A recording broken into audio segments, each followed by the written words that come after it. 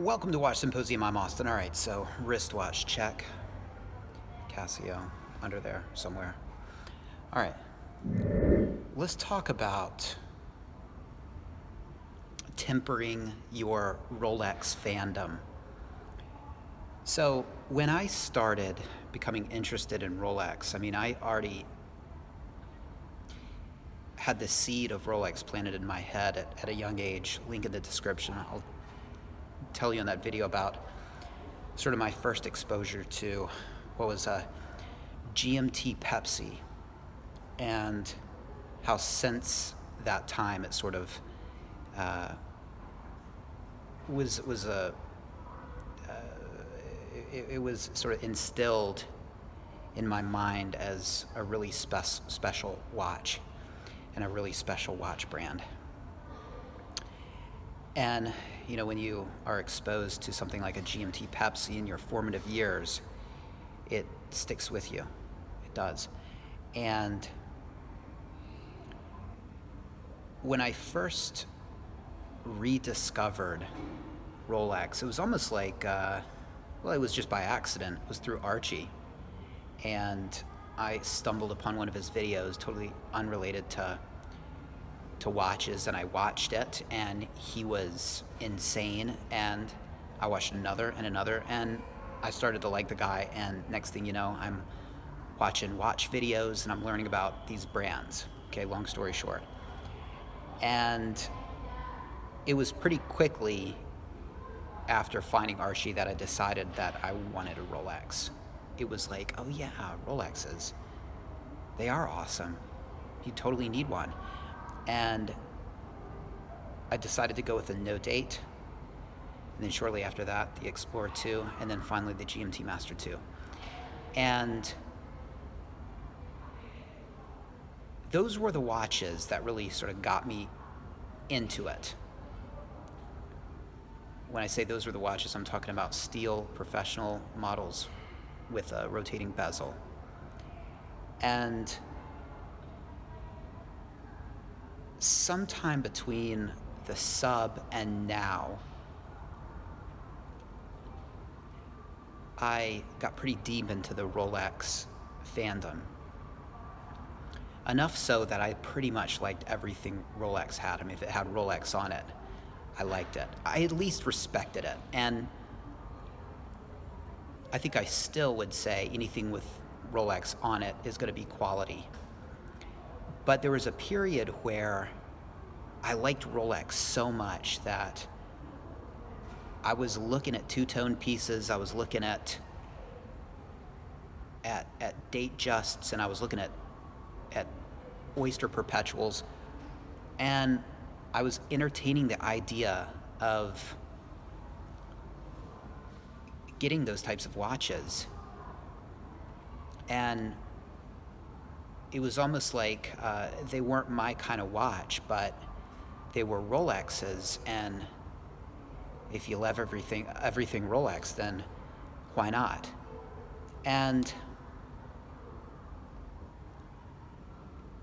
recently, that fandom has been tempered, and I realize something that I really only like a certain kind of Rolex, a certain kind of professional model.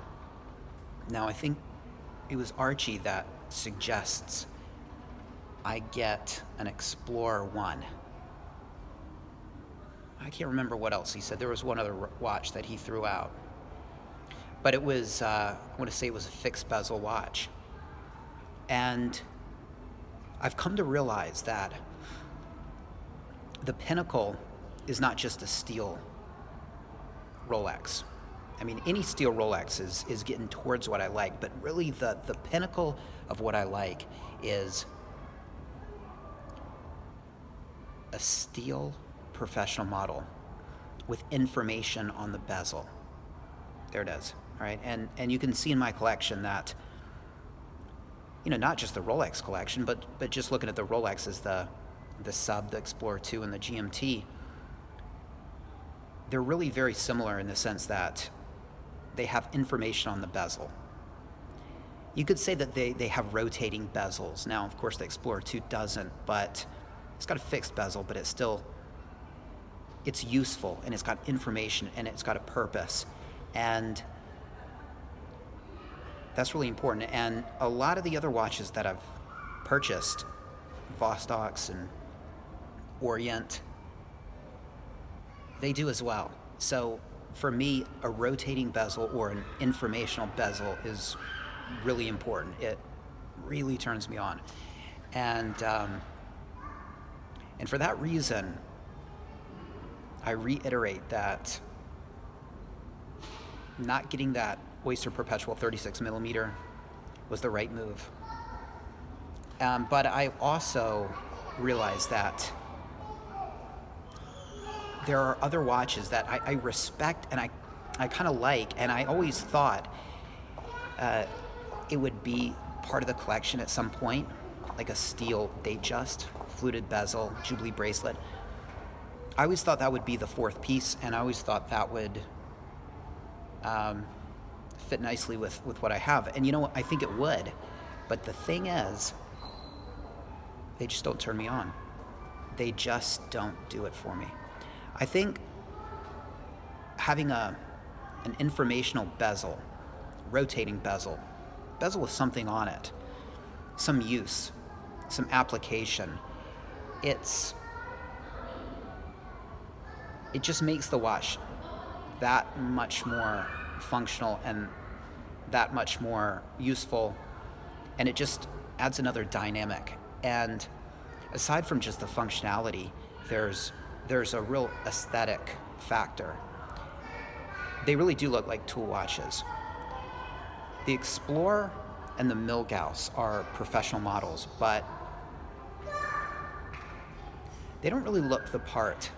And for that reason, I don't think that they will ever approach anywhere near the collectibility of a sub or a GMT. Now, the Explorer 2, people say that it's getting more popular, and that wouldn't surprise me. And I think it might have gone up a couple $1,000s in the last, say, 5 years. I know that for what I paid for mine, you couldn't get it. You'd have to pay a little bit more. So that does seem to be going up, but I think it's just sort of all Rolexes are going up. But the GMT and the sub, those are unto themselves a very, very special subset of Rolexes right there. And you've got, Rolexes, and then you have steel professional models, and then of those steel professional models, it's the sub and the GMT, and they're just the top tier. Now, I have to say that the GMT seems to have pulled away from the sub a bit. Things have gotten kind of crazy with the GMT line, and I'm talking modern pieces, and I'm talking vintage pieces as well. I've got more of a finger on the pulse of the vintage market because it's just the aesthetic that I prefer. But they're clearly outpacing the sub. And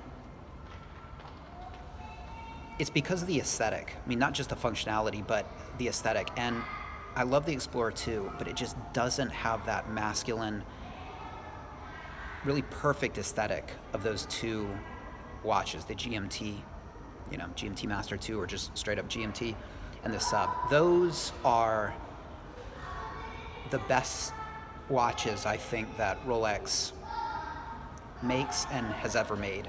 And if you're like me, then you look at the 90s pieces and the early 2000s pieces as particularly special because you get those whole cases, and that makes changing bracelets and sort of interacting with the watch easier. Gives it that vintage look. I don't think it takes away. Some people think it takes away from the aesthetic. You have the Luminova. You get away from the tritium hands and tritium dial, which can be pain to service because you might end up with Luminova hands on a tritium dial. And And then you get the sapphire crystal, which if you go real vintage, you're going to get the plastic, and that's just, it's kind of cool and vintagey, but not really so functional. I would be kind of careful about those around water. And then of course the solid and link bracelet, that's always a plus, but again, that's not necessary. And those are the watches that come from pretty much 2000 to 2007, right? There's about 7 years of just peak aesthetic beauty, great functionality. The 120 click, as opposed to the modern GMT Master 2 that has, we just can't use it like a sub bezel. It's I want to say that it's got like a 24 click bezel or something like that, and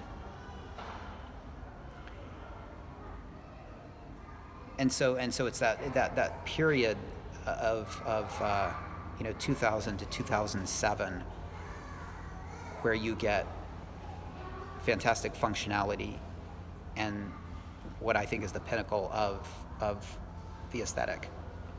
And it really, is those two watches. Those are just by far the best, the 2000 and 2007 subs and GMTs are, in my opinion, the best thing that Rolex has ever done, and perhaps the best thing they ever will do, because they're not doing anything like that now. And sure, the modern pieces are nice, but that the aesthetic is changed, and